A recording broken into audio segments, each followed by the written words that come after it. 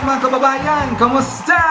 Mapagpalang araw nga pala sa ating lahat. And of course, magandang buhay mo sa ating lahat mga kababayan. Panibagong araw na naman, panibago namang makabalbalan na ibang kampong at ipag-usapan mga kababayan. And of course, wala na mahabang intro, hindi ba? You already know who this is. Si Sir Ivan na naman mga kababayan, nag-iingay sa inyong mga cellphone at sa inyong mga TV. Yes, siyempre si Sir Ivan mga kababayan, ang pinakabulol na vlogger sa mundo ng YouTube. Siyempre, nakilala niyo rin si Sir Ivan mga kababayan, nanongorot po ng mga salot ng lipunan at sa kanyang mga membro ng mga ok-ok. At sa inyong may mga virus na mga utak mga kababayan. Kasi dapat lang natin silang korte araw-araw kasi puro yan mga pasaway. At ang nabibigay po na problema sa Pilipinas at saka literal mga kababayan, sila pong dahilan kaya bumabagal po ang pag-unlad ng Pilipinas. Kaya dapat lang natin silang korte araw-araw, kukorte natin sila kang may tempo na mga singit. So how are you today mga kababayan?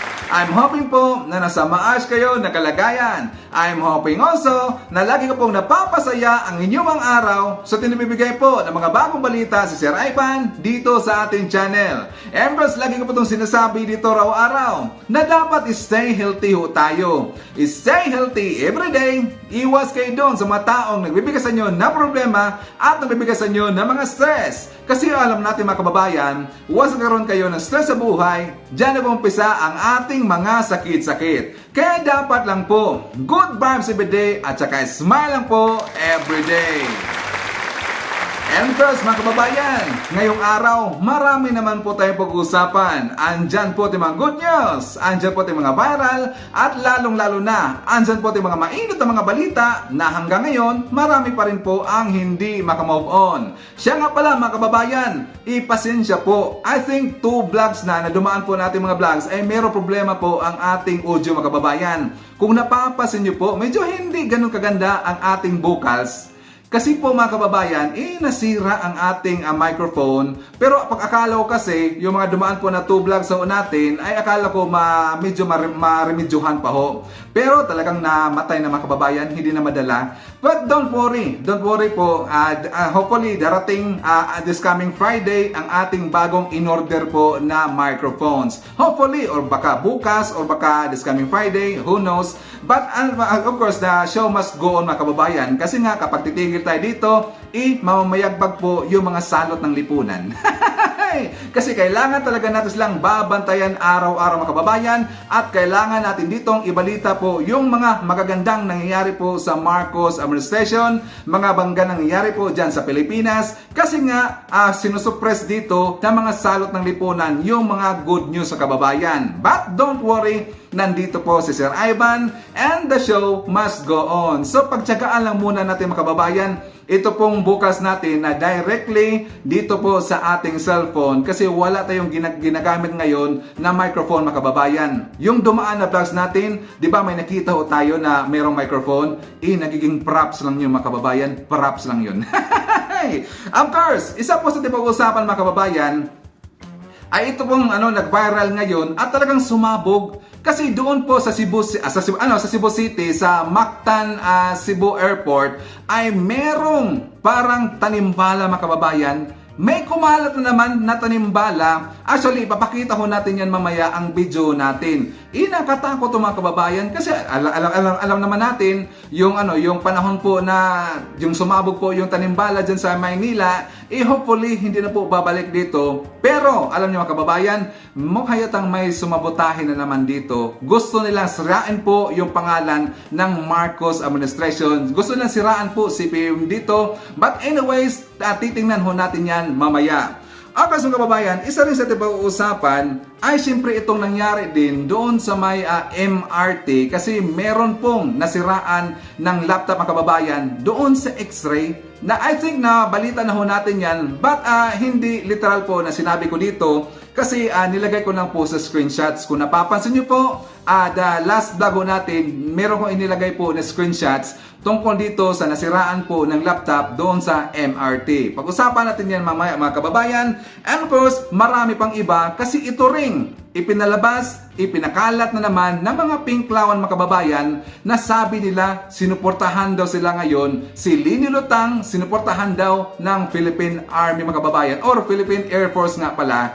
At alam nyo, ang nakakatawa kasi dito, mamaya pag-usapan natin yan. Of course, bago tayo mag-start po sa ating mga talakayan ngayong araw, syempre, kumustahin muna natin ating mga solid viewers, mga silent viewers, at yung mga viewers po na hindi nag-skip ng ads. Si Sir Ivan, thank you so much.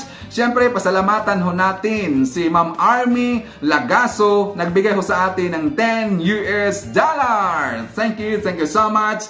I-shoutout rin natin ang ating mga early birds, si Ma'am Maricres Hernandez, I2 Maiti Baisa, kasama rin natin mga kababayan si Milagros Direlo, si Auri Antonio TV, nandyan rin si Feli Germany, nandyan rin si Edgardo Canonigo, and hi to Leonardo Astillero, si Ronnie Manuva, and hi to Ferdinand Casiliano. Siya nga pala mga kababayan, once again, pasensyahan na po ang ating bukas ngayon. Pagtsagaan na po natin. But klaro ba, inuulit ko, klaro ba ang ating bukas ng kababayan? Or naintindihan ba ng lahat? Please comment down below mga kababayan kasi gusto ko po makita ang inyong mga comment or opinion or suggestion tungkol po dito sa ating audio. Baka on the next vlog mga kababayan, kung hindi pa ho darating ang ating microphone, baka makita ho tayo ng pang-remedyo dito. So, dito tayo mag-start mga kababayan. Dito sa ibig ko sabihin na meron pong tanimbala. So, for more details, let's watch this! Kinumpirma ng Office for Transportation Security na isang pasahero sa Mactan, Cebu International Airport ang nakuhanan ng bala sa loob ng luggage nito. Pero nilinaw ng OTS na walang kaugnayan sa tanimbala modus ang nasabing insidente. Ayon sa OTS, agad na kinumpiska ng kanilang security screening officers ang nasabing bala at inendorso sa PNP Aviation Security Group. Pinayagan na rin na makaalis ang pasahero matapos maitala ang nasabing insidente. Hinarang at inaresto naman ng mga tauhan ng Bureau of Customs sa Ninoy Aquino International Airport ang isang Korean national.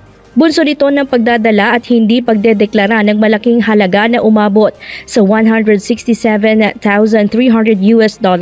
o katumbas ng 9.19 million pesos nang dumating sa NAIA Terminal 1 noong March 17.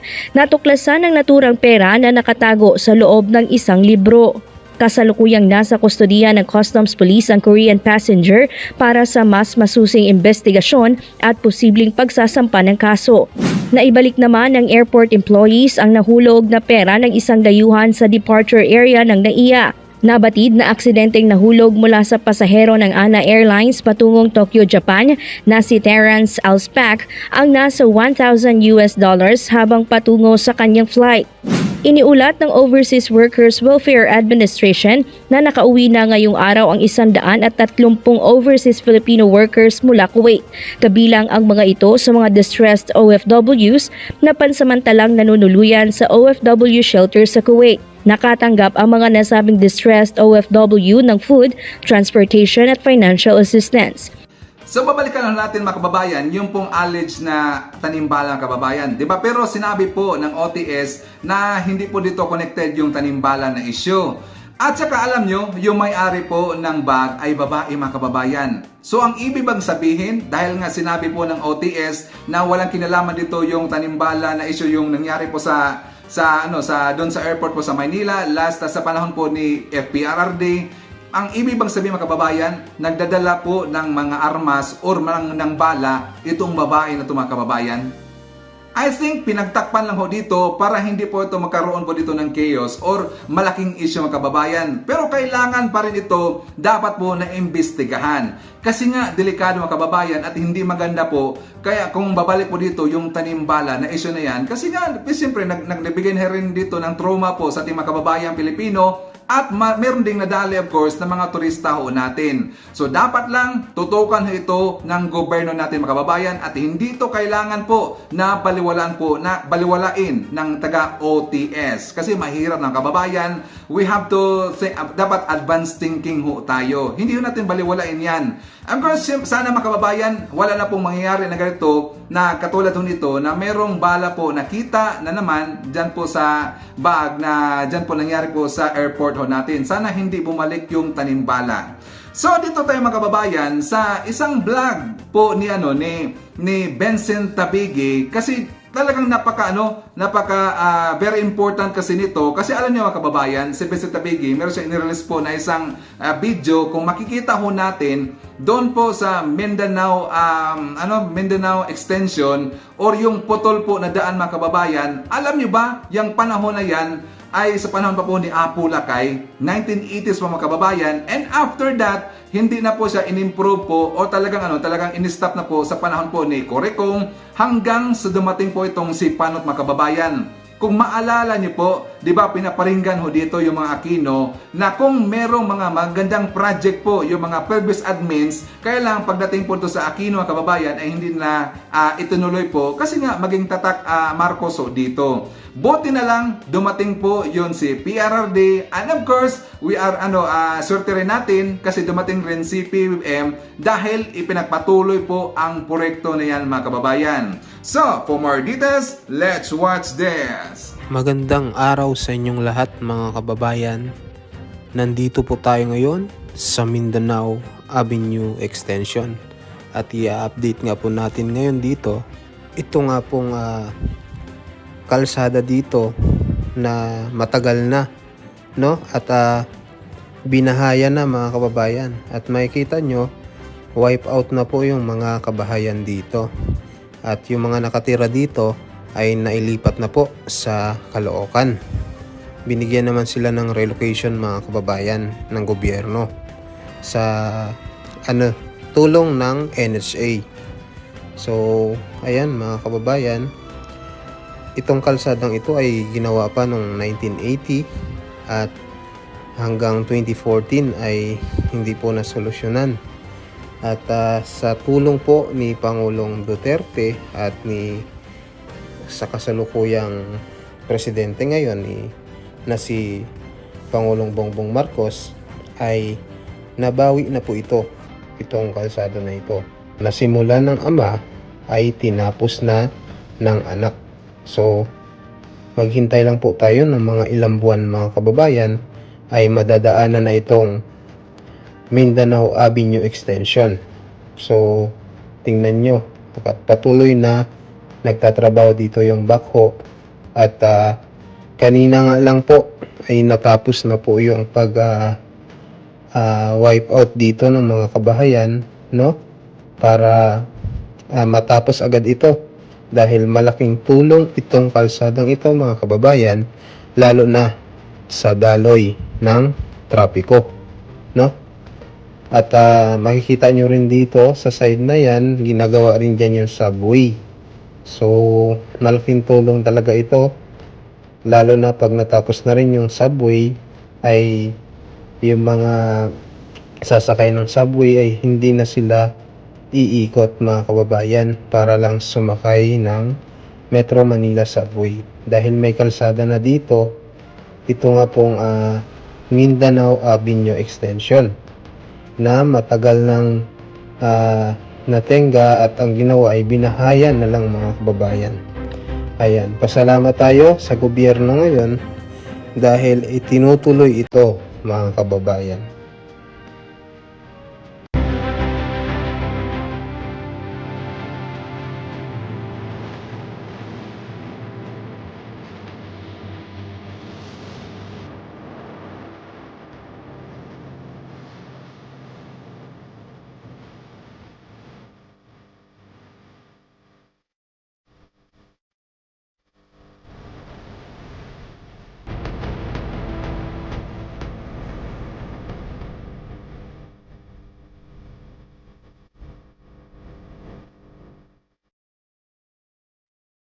Maganda ang tanghali sa inyong lahat mga kababayan. Dito po tayo ngayon sa Mindanao Avenue Extension. So titingnan po natin dito yung yung gibaan dito. Ito kasi yung kalsada mga kababayan na matagal na natenga. 1980s pa, no? So ngayon itinutuloy na ni Pangulong Bongbong Marcos. Dito makikita natin sa bungad pa lang mga kababayan. May gibaan, Ayan na. So simula dito mga kababayan, marami talagang maapektuhan dito. Pero yung mga nakatira dito, ililipat po ng Caloocan National Housing Authority. Ibang giba, Ayan guys, marami na palang gibaan na nagaganap dito. Ayan mga kababayan, makikita nyo, talagang gibahan na lahat, At ito, hakutin din to ng bako, yung mga yan.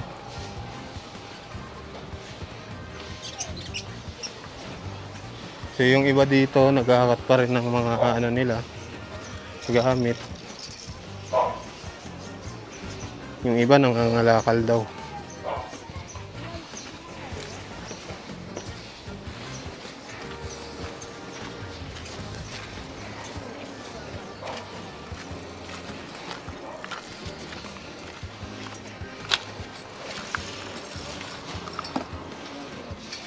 Ha? Signal? So yan mga kababayan, talagang good job po dito sa ating mga kababayan dyan. Mga kasama po natin ng mga Marcos Vlogger. Siya nga pala, shout out po kay Sir Vincent Tabigi. Ang ganda ng kanilang ginawa mga kababayan. Binisita po nila yung site na yan. At least malaman po dito ng mamayang Pilipino, malalaman po ng lahat na meron talagang na meron pong ginawang kabulustugan itong mga Aquino mga kababayan. Titingnan nyo yung area na yan ay sa panahon pa po ni Apo Lakay mga kababayan, pero hindi ho nila ipinagpatuloy po ang project po ni Apo Lakay kasi nga magiging tatak Marcos ho yan. Buti na lang po ay dumating po si PRRD at saka nandito na rin si PBBM. Kaya maganda ito kasi ipinagpatuloy po nila yung project niya mga kababayan at gagawing daan ho yan. So ang tatawagin na ho yan na Mindanao Avenue Extension. Once again, thank you so much po kay Sir Vincent Tabigi. Nga mga kababayan, siyempre dito na tayo sa sinasabi ko na meron pong fake news na inilabas na naman itong mga pinklawan mga kababayan at ginamit nila yung pangalan po ng Philippine Air Force. Alam nyo kanina, doon kasi sa Twitter ay merong sumabog mga kababayan ang post po dito ni Just Mary Kay. Just Mary Kay mga kababayan, isa po siyang pinklawan. Ang sabi niya dito mga kababayan, nagpahayag ng support ang 30 ka PAF retired generals, aabot ng 50 included non-retired plus mga tao nila ang sumusuporta laban sa COMELEC. Noong EDSA 1986, ang sumuporta ng PAF ay batch 70s lang. Pero ngayon, batch 90s to 96 Philippine Air Force ay handang suportahan ang laban na ito, Divine Intervention. Ayon po yan kay Just Mary Kay. At kasunod rin sa kanyang post ng kababayan, sabi pa dito, nakakatuwang marinig na galit na ang mga generals sa pinagagawa ng gobyerno. Mga kakamping, suportado na tayo ng militar, kaya sama-sama nating labanan ang mga abusado ng gobyerno. Tahimik tayong lalaban ng walang takot na sa likod natin ang malaking grupo ng Philippine Air Force. Ang nakakatawa mga kababayan, kasi nga talagang kinuyog ito ng mga Marcos vlogger at saka ng mga Marcos supporter at saka ng mga DDS. At kinall out nila mga kababayan dito sa baba po ng comment na yan, kinall out po dito yung Philippine Air Force. Ngayon, dahil po nakita po na kinall out ngayon ng mga kababayan natin ng mga Marcos supporter, ang post na yan, biglang tinanggal mga kababayan. Tinanggal po yan, ang tweet na yan ni Just Mary Kay. So para lang siya magkakalat dito ng fake news mga kababayan, buti na lang nakita kagad ng mga Marcos supporter at saka ng mga Duterte supporter. Nakakatawa talaga itong mga gunggong na itong mga kababayan. Nagmana sa kanilang nanay nga lutang na talaga na alam nyo, nakakatawa kababayan. Kasi itong Philippine Star, merong inilabas po na balita tungkol dito kay Lini Lutang. Tingnan nyo kung ano ang kanyang balita. Sabi dito, photo card fills Robredo's Cherry Blossom Peak in Japan gain buzz. Ayon ho yan ng Philippine Star mga kababayan. Kung napapansin nyo po yung picture dyan ni Lutang, abay batang-bata pa mga kababayan. Batang-bata pa kasi nga puno po ng filter. Ang ginamit po na filter niyan ay Beans Tanyada filter. Pero ipapakita natin dito mga kababayan kung ano bang pagkaiba ni Lutang kung merong filter at saka yung walang filter. Diyan sa kilid, wala yung filter mga kababayan. Yan ang totoong mukha ni Lutang. Ang yan sa kilid ay merong Beans Tanyada filter. Puro piki talaga mga kababayan. Walang ibang maisip talaga itong mga pinklawan. Puro kapikian lang talaga. At siyempre, kadugo na rin nila itong si Hitad mga kababayan. Puro lang piki. At saka nakatawa rin kanina sa post mga kababayan na itong napapicture nga pala itong si Lutang na merong glass ho dyan sa baba. Kaya lang, siyempre, malikot ang utak po ng mga kababayan natin dyan, ng mga Marcos supporter. Kasi nakikita po natin dito na merong filter po na ginamit mga kababayan. Kung napapansin nyo po, merong filter sa gitna, yung sa gilid. At ang dito sa gilid, yan po ang reflect po ng mirror na walang filter mga kababayan. Parang nayatap talaga eh. Nakatawa talaga itong si Lutang mga kababayan. No? Actually, siya nga pala. Kung naalala niyo po, na kahapon, ibinalita natin dito yung bagong trust rating survey po ni BBM at saka ni BP de Sara. Di ba kahapon natin nabalita mga kababayan? Pero kanina lang po ito inilabas ng taga-Uniteam. Buti na lang si Sir Ivan nauna dito. Di ba sabi ko sa inyo, hindi pigi ating mga balita dito. Kasi galing ho yun sa Bumbo mga kababayan. And of course, kanina, good thing, kasi pinick up na po ng Uniteam supporters at na-post po mismo doon po sa kanilang page mga kababayan. Ito po ang ating sinasabi na merong approval rating po si BBM na 77% at merong trust rating si BBM na 83%. So tumaas mga kababayan, kay BP de Sara, approval rating ay 75% at saka yung trust rating ay 81%. Yan po ang survey na mga kababayan. Galing po yan sa RPMD from February 25 to March 8. So tingnan niyo mga kababayan, kasi marami na po mga kababayan natin na nakikita po yung pagbabago po dyan sa Pilipinas. Ang hindi lang po nakita mga kababayan at bulag pa rin hanggang ngayon, syempre yung mga bitter, yung mga pinklawan supporter ni Nanay Lutang at saka yung mga anti-Marcos. Bulag sila mga kababayan. Lagi nilang sinasabi dito na wala pong nangyayaring pagbabago daw sa Pilipinas, mas lalo daw naghihirap daw ang Pilipino. Sino ba yung mga naghihirap mga kababayan? Siyempre, yung mga tamad.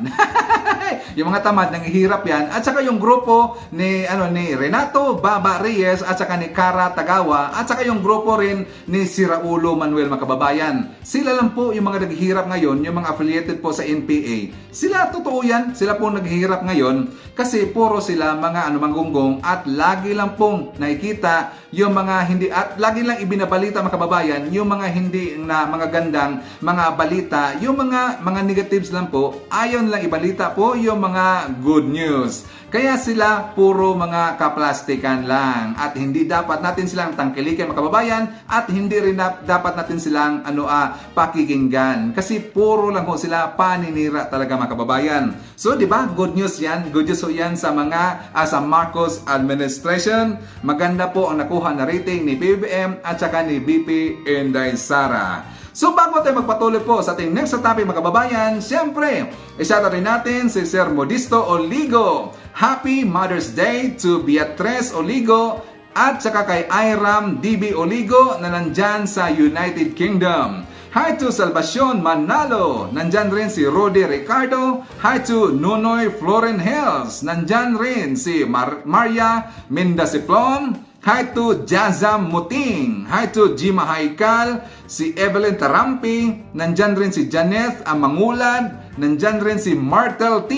Hi to Jillian Quiazon, Rodura Alcantara, Delia Altia, nandyan rin si Renato Patalita, and hi to Emily Timaho and Andre Ina, and hi to also to Sir Jandrex Cortez, and hi to Los Ferrer. Dinadamihan ko lang mga kababayan para ditso-ditso na rin tayo. So dito tayo mga kababayan, mag-update ho tayo tungkol po dito sa issue po ni Sec Chiloy Garafil na parang lumalabas dito na naging affiliated sa dito sa NPA mga kababayan, at talaga na nahimik lang ho dito si Sec Chiloy Garafil tungkol dito sa challenge po ng taga SMNI. At alam nyo ba, narinig rin natin na pinangalanan rin ni Ka Eric at saka ni Dr. Badoy si Yusek Roy Cervantes sa kababayan, at ito rin bago yung taga Philippine News Agency. Nakalimutan ko lang pangalan kababayan. But of course, for more details, let's watch this. We would like to remind si Presidential Communications Office Secretary Garafil Yes, up to na kapag now, ibinubunyag namin ito, hindi po ito red tagging Secretary Garafil. Yeah. Mr. Eric Garafil and Undersecretary Roy Cervantes. For your information, we are protecting the Filipino youth and we are protecting the people para hindi po sila mabulaga sa panloloko at maging vulnerable na ma-recruit sila. Ang anak bayan na siyang nag-recruit kay AJ sa anak ni Mrs. Lucena ay mayroon pong underground dito na recruitment na naging komunista ang anak ni Mrs. Lucena at naging operatiba na nagbibigay tulong sa New People's Army. At yan po, pag binabanggit namin dito, hindi yan red tagging. Yan po ang totoo. Like the way you are chami-chami right now sa mga nagre-recruit at nagtatanggol sa pagwasak sa kabataang Pilipino. And who are they?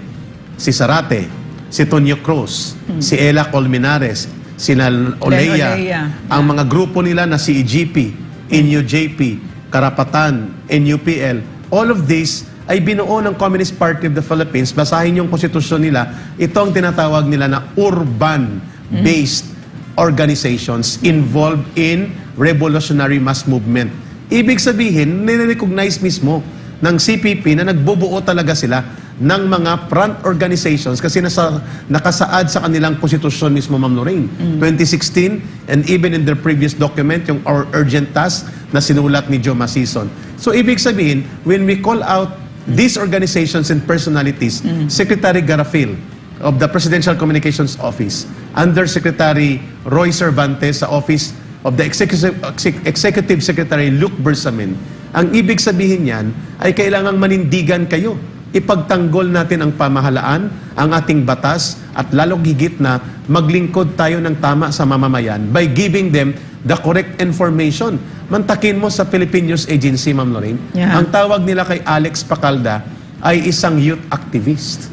Samantalang ito ay convicted NPA terrorist member due to evidence, incontrovertible evidence presented in court, decided case na Brother Franco. And yet ang tawag ng Philippine News Agency, the government news agency, ay youth activist. That is a dangerous kind of cover-up. Bakit? Sapagkat inililigaw natin ang isipan ng kababayan natin na ang mga aktivista parang inuhuli at hinahatulan ng inosente sa korte. That is dangerous, Mr. Raymond Burgos. Siya ba ang head ng... He's the head of the Philippine News Agency, and pinagbawal niya yung boilerplate na may announcement doon sa baba na the CPP-NPA-NDF is a terrorist organization in the US, the UK. Pinatanggal ni Raymond Burgos yan, who's now the head of the Philippine News Agency. Ayun, questionable ito. Tatlo na kayong kino-call out namin, ha? Mr. Raymond Burgos of the Philippine News Agency, you are a government official already. Cheloy Garapil, the Secretary of Presidential Communications Office, and Undersecretary Roy Cervantes. At kayo ang nagpapalaganap na nangre-red tag ang National Task Force to End Local Communist Armed Conflict without even you getting the proper briefing and orientation. That would be very unfair. Dapat nga ipatawag kayo ni Secretary Anyo at nila General Torres para mabigyan kayo ng tamang orientasyon at guidance so that you will become part of the strong government information effort protecting the President in the entire government against CPP, NPA, and Ma'am Lorraine. Yeah, what concerns me, Eric and Franco, is that up to now, the days after we've asked her to unequivocally show her loyalty to the president by condemning the CPP, NPA, NDF. The silence of Cheloy Garafil is deafening. Yes. No, kasi she can't say that hindi siya nanonood ng laban. Kasi when we came out with the challenge, the first time we talked about it, on that very same day, within a matter of hours, there was a response from Malacanang, from her office, na nagre-reklamo na kasi nagpadala ng isang post, no, Ang netizen. from a netizen na tinatawag na NPA si Secretary Cheloy Garafil. So we had to clarify and tell her that with nowhere there in our show did we say that she was CPP, NPA, NDF. No? So right away may response. And yet now she's very silent about calling out, no, and condemning the CPP, NPA, NDF, which is very worrisome to us, no, kasi ang alam lang namin na hindi nagko-condemn ng CPP, NPA, NDF ay ang mga CPP, NPA, NDF At ang mga kasabwat. kaalyado nila, no, mga kasabwat nila. Pag hindi ka CPP, abay madaling-madali, ang bilis-bilis, no, like even with Mayor Magalong, no, agad-agad Benny Nag-condemn Abante, siya, no, Benny Abante. yeah, right away nag-condemn siya. Pero ito nakakabingi, no, nakakabingi. Ito naman si Raymond Burgos ay dating CEGP at saka dating LFS yan, no. At naging candidate member daw siya ng Communist Party of the Philippines according to report na pumapasok. Hindi red tagging yun kasi report facts ito. yan eh. Kasi sila Eric naman, NPA dati, di naman Oo. nila tinatago yan. Si Yusek Joel, di naman nila Yes. tinatago. Nakakatakot yung tinatago ninyo, yung ganyang history ninyo. Bakit niyo tinatago? Ano, lie-low lang ba kayo? Yan. Nag-aantay lang ba kayo? Katulad ng mga nasa PLM, no? Na nilalason yung mga kabataan natin dyan sa PLM, no? So, Brother Franco, your take on this? Kasi kasama ka sa nanawagan dito sa Labang Kasamang Bayan that they speak out on the basis of transparency and accountability in public office. Yan. Tayo naman na malinaw tayo ka Eric, Ma'am Noreen, mga kababayan, na ang sa atin ay pinoprotektahan lang po natin ang Talaga. ating government, Tsaka yung mga ating anak natin. administrasyon, ang Yeah. lahat po, ang ating buong bansa, ganyan Yes, po ang malasakit ng programang ito para sa ating mga kababayan. At muli ay aming hinihingaan Yun. ng ang aming tanggapan ay bukas po at we are trying to reach out for Yusek Cervantes and also Secretary Garafil. And even Patung- si Raymond Burgos ng Philippine News Agency. Kami po ay tumatawag at kung sakaling gusto po nilang sumagot, Yeah. ay open po kami. Nagpapakita lang po kami ng fairness sa aming programa, Tama. batas na laban, wala po kami pinapanigan, at anything, kung magsalita rin sila, mag-response, ay tatanggapin po namin. Yes. Maayos po ang ating... Tama. At hindi po kami yung tumitira, bumabangga. Ang kalaban lang po natin ay walang iba kundi ang CPP, NPA, NDF. Kasi may pattern of indicators of infiltration in Malacanang through the line ng kanyang asawa. Yun ang tanong natin, gaano kalapit at gaano kalalim ang pakikipag-ugnayan ng mga CPP active urban operatives and infiltrators like Carlos Zarate, sila Colmenares, Ella Colmenares, Olea, and even ang piston na kanilang ipinatawag ng patago, Brother Franco. Yes. Ni Yusek Cervantes at ni Cheloy Garafil na ang piston na ito ay mananabutahi at nananamantala sa mga chopper at operators at ginagamit ang pananakot ng welga-welgahan nila upang magsabotahe sa ekonomiya, pinatawag sa Malacanang. At when they left Malacanang, they left happily ever after. what will make a terrorist operative happy, a communist operative happy, Eric? Kapag nakakuha ng kutong. So may kutong na, may pabor pa. Really? Oo. Yun. So nagtatanong ngayon ang taong bayan, what happened? What transpired? Hindi dahil masarap yung merienda, ganon. Hindi yun. And knowing Modi Floranda as operator and infiltrator sa transport group, at itong diskartidor na si Marbal Buena ng Manibela, Yeah, Istribugong, Sausaw. Yeah. Istribugang, nananawagan kami, yun ba nabanggit ni Brother Franco, Secretary Garafil, and of course, kasama si Yusek Cervantes, who gave you the authority? It was the President's order, na ang lahat ng blackmailers at mga nagsusuporta sa terorismo at nangangampanya para sa magsabotahe sa ekonomiya at sa bansang Pilipinas ay papatawag sa Malacanang, and when they left there, during that kind of the so-called backdoor meeting, they left the Malacanang Palace happily ever after. Anong ibig sabihin nun? Yeah. Because we receive very disturbing information. So aside sa inyong linya, sa mga urban infiltrators na binanggit namin na ganggaling sa grupo nila Zarate at nila Olea at nila Tonyo Cruz, mayroon pang infiltrators ng CPP, NPA, NDF na binibitbit sa Malacanang. Ang binabanggit natin itong grupo ng pamunuan ng piston led by Modi Floranda who is identified as an active CPP, NPA, NDF urban operative. Kaya tama pong punto ni Brother Franco at ni Ma'am Lorraine, come out in the open, come clean, be transparent, and be accountable so that you will protect not only the President Bongbong Marcos Jr., sabi ni Brother Franco, ulitin namin, but the entire Republic of the Philippines against those that destroy our democracy and our peace, which is the CPP, NPA, NDF, and their urban infiltrators and operatives. Yes. Go ahead. Franco, hold on ha. The goal, no, ang goal namin dito, hindi yung 2-3 taon matatanggal ng CPP, No. hindi. Forever, tatanggalin natin ang lason na iyon. So it is not just enough that we are passively against the CPP, NPA, NDF, but we have to be actively, fiercely, passionately against the CPP, NPA, NDF, and that we have to pass that passion, that repulsion for the CPP, NPA, NDF, and communism to our children and our children's children, in our schools, in our institutions, in our media, in our churches, all over, in our hospitals. That has to be part of our country now. We have to embrace the story of our country na itong nagdanak ang dugo and we lost thousands of our children because of the CPP, NPA, NDF, Tama. and that will not happen again. Ito ang totoong never again. So in order for that to happen, we have to hate the CPP, NPA, NDF, be repulsed by it. Yeah.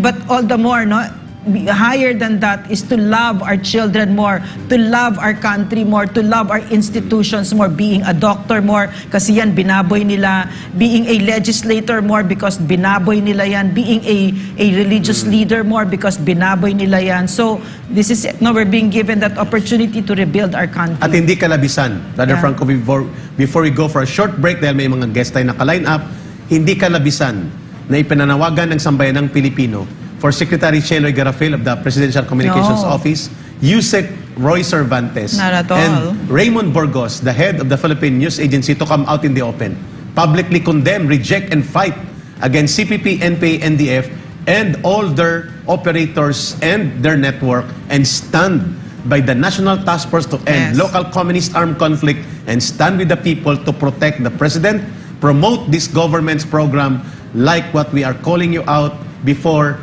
Ito lang ang aming panawagan sa inyo, hindi po yan kalabisan. Tungkulin ninyo yan, legal at moral, sa sambayan ng Pilipino. Sapagkat kayo pinagkatiwalaan ng Pangulo, kayo ay may pananagutan at may tungkuling manindigan sa kabutihan ng sambayan ng Pilipino, lalo na ang paglaban at pagtuligsa sa CPP, NPA, NDF, na ngayon nakikita na ang mga pattern na kayo ang nagiging daluyan ng kanilang mga propaganda. At sinasabi nyo na ang pagpapahayag na kagaya nito sa laban kasama ang bayan at kagaya sa NTF-ELCAC ay gawaing red tagging, which is precisely the defense mechanism of the CPP, NPA, NDF that you are parroting. Yan. And if they don't, Eric, if they don't, Franco, if they don't respond, no, then we already know Who they what are. your words will not say. Your silence will eloquently tell us where you stand. Okay mga kababayan, itatanong ko lang po dito, bakit kaya nanahimik itong si Sec Cheloy Garafil mga kababayan? Ano sa tingin ninyo? Please comment down below. Kasi alam niyo mga kababayan, kapag hindi siya sumagot dito sa challenge po ni Ka-Eric at saka ni Dr. Badoy tungkol po sa kanilang akusasyon mga kababayan, well, mananatili po dito na sa mga isip po ng mamayang Pilipino na baka siya mga kababayan, mga ka-friends na dito, yung mga NPA talaga, at baka affiliated siya dito ng NPA, hindi siya dapat dito manahimik. Dapat siyang sumagot kaagad mga kababayan. Para of course, para matapos itong issue nito, itong tungkol po ito sa akusasyon po ng taga-SMNI kay Sec Cheloy Garafil mga kababayan. Hopefully, maka-receive na tayo dito ng sagot po dito galing kay Cheloy Garafil. Ako sa kababayan, bago tayo mag-jump po sa ating next topic, siyempre, shout out rin natin si Marco Tabanday. Hi to Marieta Tibes from Siargao Island. At saka kay Dr. Marieta Libay Tibes. Hi to Garcia Suarez. Nandyan rin si Shane Sival. Hi to Henry Idon. Nandyan rin si Kera Sagales. Happy birthday daw kay Eva Atienza. Siya nga pala, belated happy birthday kay Eva Atienza. Ano ko shoutout rin kay Camila Rabor Dongo at saka kay Rosalia Rabor ng Cavite. Greetings come from Rodolfo Rabor. Hi to Lito Bungalan at saka sa Bungalan family dyan sa Kopang, Muntinlupa City. Hi to Moana Munina from Japan and hi to Jimalyn Davis. Ngayon kababayan, dito tayo po sa issue ni Tibes kasi alam niyo kababayan, mismo na po si PBBM na gusto pong pauwiin na dito si Tibes dyan po sa Pilipinas para sagutin po ang kanyang kaso tungkol po sa Digamo murder case sa kababayan. So for more details, let's watch this. Sir, may binabanggit po si Congressman Teves na meron daw pong information na natanggap siya na yung order daw po para idiin siya ay galing sa Malacanang at hindi daw po niya alam kung nagagamit kayo at ang punot dulo daw po nito ay isabong, sir. Ang punot dulo nito ay isabong? Opo, sabi po niya. Hindi, ang punot dulo nito ay pagkapas lang ng Governor Digamo. Nagka-problema na kami sa isabong noon, but that's not what this is about. Because nung nagkakaroon ng isabong dun, hindi naman natin ginawa itong reorganization, hindi natin linipat yung mga pulis, hindi natin pinasok ang military dahil sa isabong. This is about the killing of Governor Digamo. Pure and simple. In-urge niyo ba siya na umuwi na dito, sir? I'm sorry? In-urge niyo po si Congressman Teves na umuwi na sa Pilipinas? Well, I have no direct contact with him. Ang nakakausap niya is the speaker. Dahil yun ang speaker niya. So he's the leader of the house. Nakakausap niya. And ganun pa rin. At sinasabi niya, may banta daw sa buhay niya. Kami naman sa intelligence, the best intelligence we have is that we don't know of any threat. Saan manggagaling yung threat? So, but anyway, if to reassure him, sabi, we'll provide all kinds of security kung anong gusto mo. Mayaman ka naman, may private jet ka naman eh. Maglanding ka kung saan mo gusto, papaligir sa isang army, sa Air Force Base. O maglanding sa Basa. Papaligiran natin ng sundalo, wala makalapit na 1 kilometro. So that will guarantee his security. So we have made all of these offers, pero siyempre hindi pa siya nagde-decide. But the only advice I can give to Kong Arnie is that habang tumatagal ito, mas nagiging mahirap ang sitwasyon mo. So, mas maaga kang makauwi, mas marami pang option ang mangyayari. Pero pagka masyado nang late, wala na, mapipilitan ng gobyerno. We will have to move the way we will have to move without any discussions with him. My greetings, Mr. President. Napanood ko yung interview nyo kanina. Maraming salamat sa pagsagot tungkol sa mga bagay-bagay tungkol sa akin. Ang akin lang sana, Mr. President, na maliwanagan kayo dahil nasabi nyo kanina na this is not about isabong but about the murder. Gusto ko lang malaman nyo na isinampan nilang kaso sa akin ngayon was about the raid conducted in my house. Na nung January 11 ko pa binanggit sa aking video na nanawagan ako sa inyo na magpapatulong dahil alam ko na may gagawin silang raid sa bahay ko at tataniman ako ng mga ebidensya. January 11 pa lang yun, Mr. President. Yung murder nangyari March 4 or March something yata. So again, Mr. President, gusto ko lang malaman nyo na hindi ko kayo kinokontra sa sinasabi nyo, pero baka hindi lang kayo na brief ng maigi. Kaya rin sinabi ko na may threat sa akin dahil nung January 11 pa lang, binanggit ko na to sa press ko namin ni Attorney Topacio na may balak silang i-raid yung bahay ko. At nangyari nga. Yun talaga yung kinakatakot ko, Mr. President, kaya hindi ako umuwi. Tungkol sa murder, wala namang problema, as I said, na isama ako sa mga iniimbestigahan. Ang request ko lang sana, sir, wag naman sanang ako lang.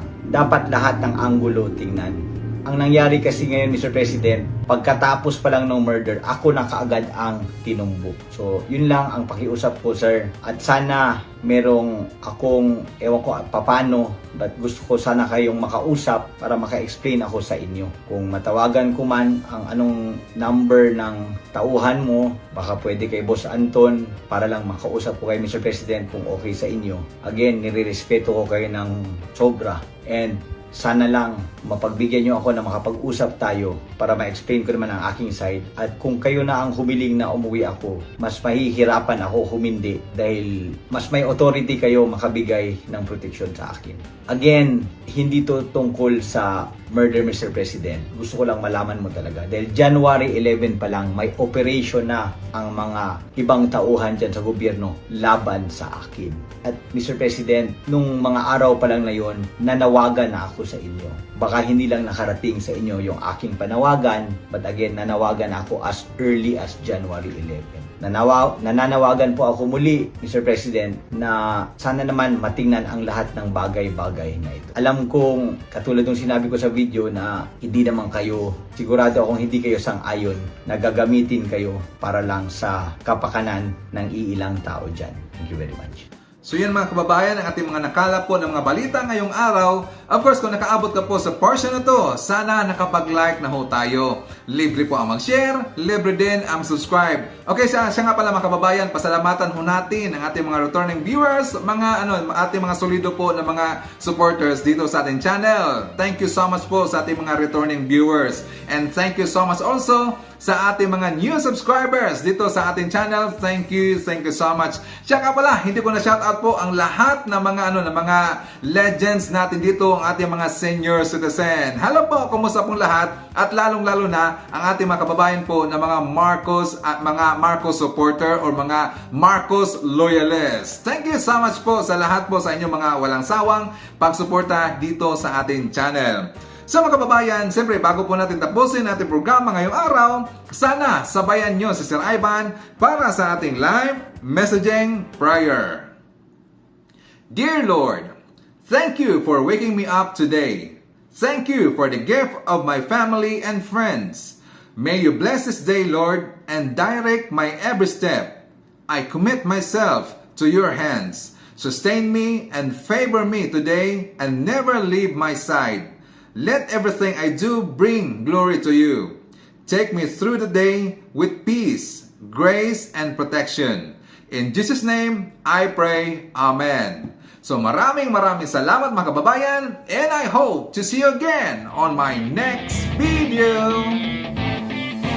BBM Sara, BBM Sara, pagkakaisa patungo sa ginhawa. BBM Sara, BBM Sara, para sa kinabukasan naming mga bata. BBM Sara, BBM Sara, walang imposible na kapag nagsama-sama. BBM Sara, BBM Sara, ang presidente at ang bisi na mahal ang